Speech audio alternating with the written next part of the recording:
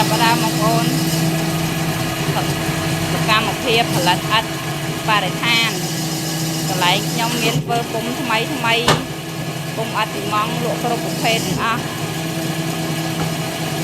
សេវាដឹកជញ្ជូនដល់25ខេត្តក្រុងនេះរបៀបលើកឥដ្ឋបងប្អូន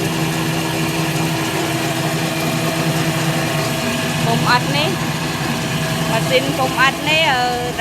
តាមគ្រឿងហ្នឹងទេប៉ុន្តែផលិតឥដ្ឋបាន3ប្រភេទឥដ្ឋកាត់ឲ្យផងពុំឥដ្ឋឡាំងតូផងបងប្អូនហើយនឹងឥដ្ឋហ្នឹងឲ្យរៀបផ្ទះរៀបជាងអីឥដ្ឋហាប់ណែនគុណភាពស្អាតបងប្អូនឃើញទេកៅល្មងដាក់ចេញចូលគ្រប់ក្រឹបអញ្ចឹងទៅជាឲ្យឡើងបុកឥដ្ឋហាប់ណែនស្អាតបងប្អូន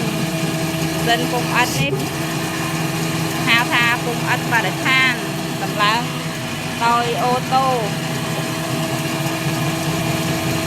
ម៉ាស៊ីនពុំឥដ្ឋផលិតដោយស្នាដៃកូនខ្មែរយើងលក់ក្នុងស្រុកធូរថ្លៃបងប្អូនសេវាធានាដឹកឲ្យដល់25ខេត្តក្រុងជាក់លក់ជាឈុតតែម្ដងមានឈុតលាយស៊ីម៉ងម៉ាស៊ីនលាយស៊ីម៉ងណាបងប្អូនណាកំងមកធ្វើបានហើយធ្វើបានឲ្យ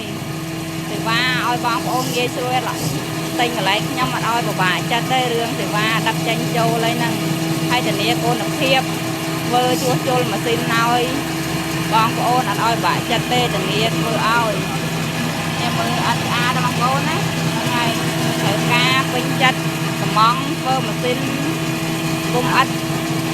អាចកំងបានលក់ជាឈុតអញ្ចឹងបងប្អូនណានោះអានោះម៉ាស៊ីនលាយស៊ីម៉ងខាងនោះហើយខាងនេះម៉ាស៊ីនពុំឥដ្ឋ